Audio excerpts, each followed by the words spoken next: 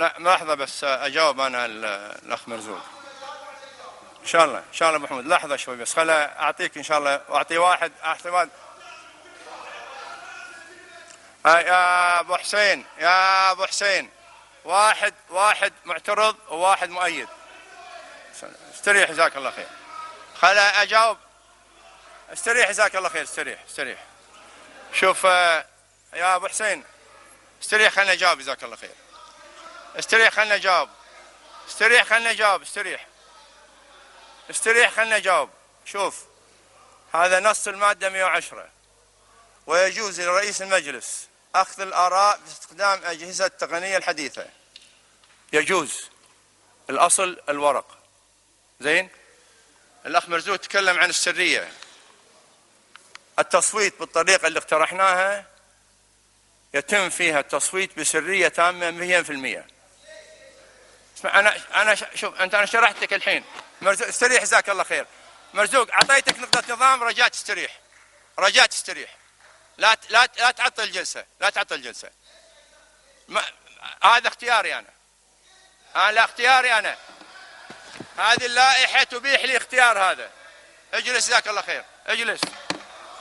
أنت حرصت على السرية وجابتك على السرية.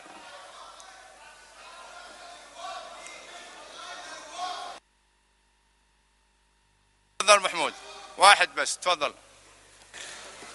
بسم الله الرحمن الرحيم.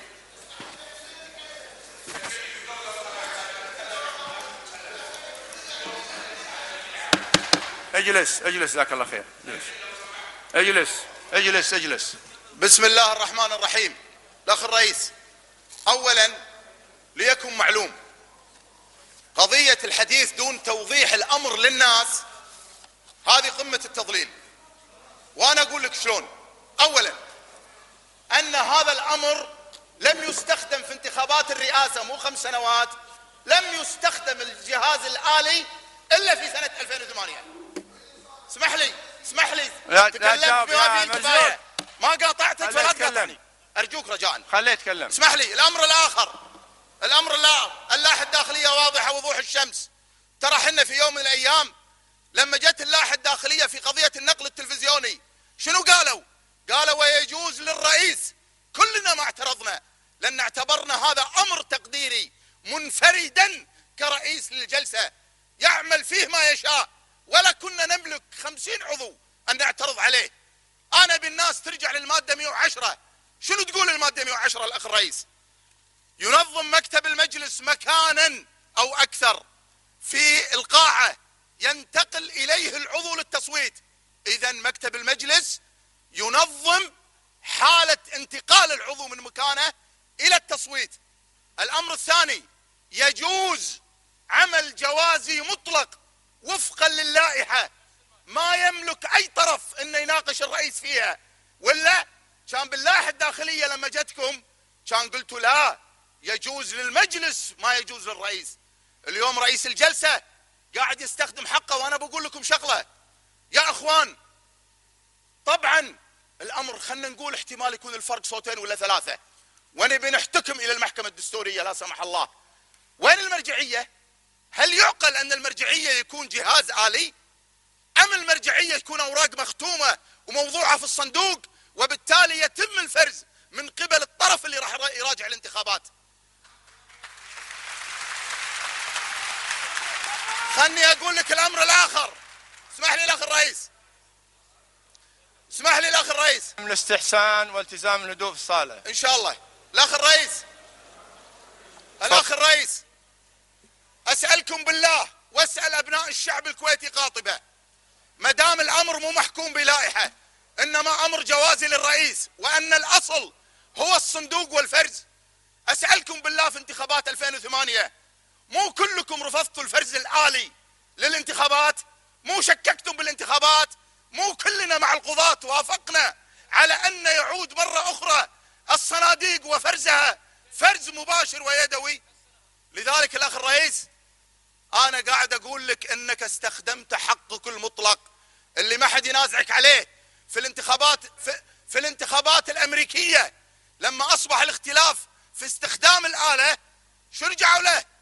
عشان يحسمون الأمر استخدموا الفرز اليدوي وحسمت القضية.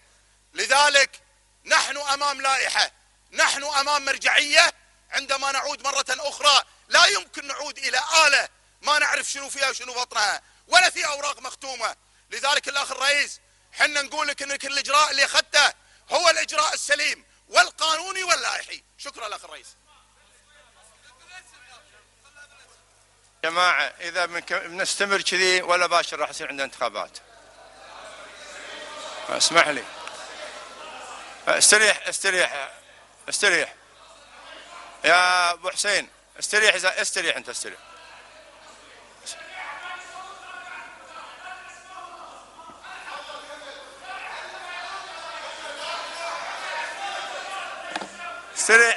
استريح يا أبو علي، استريح. رجاء يا أبو فيصل يا أبو فيصل استريح. الأمين العام استمر في تلاوة.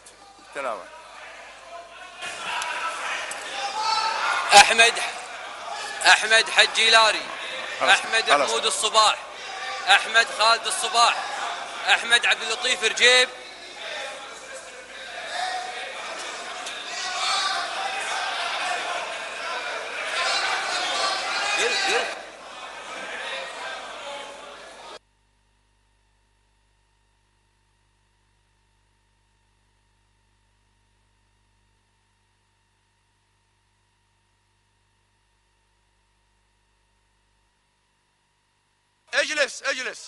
اجلس.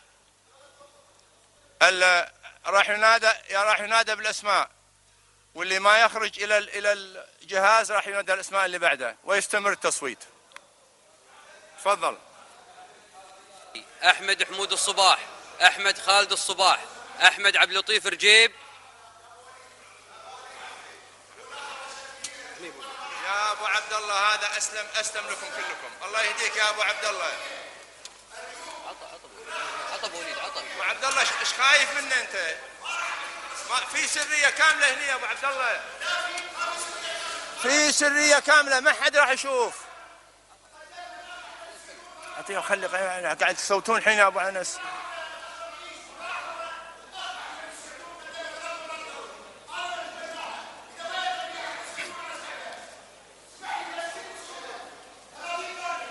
يا الأخوة الأعضاء،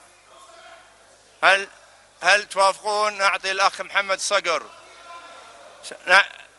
المجلس موافق إعطاء محمد صقر بس؟ رجاء الموافق يرفع ايده.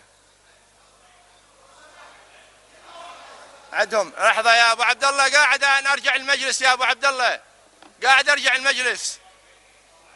الموافق يرفع ايده. كل واحد حلمك شوي، حلمك بجراح شوي، حلمك. خالصين. ها ماشي.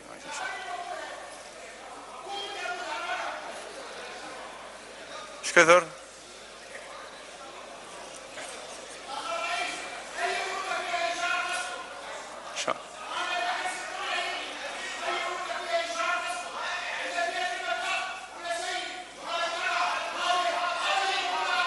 زين ماشي.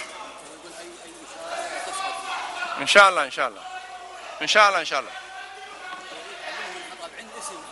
يا اخ ابو عبد الله يا ابو عبد الله، ترى الورقه فيها الاسماء مطبوعه، تاشير صح، بس تاشير صح.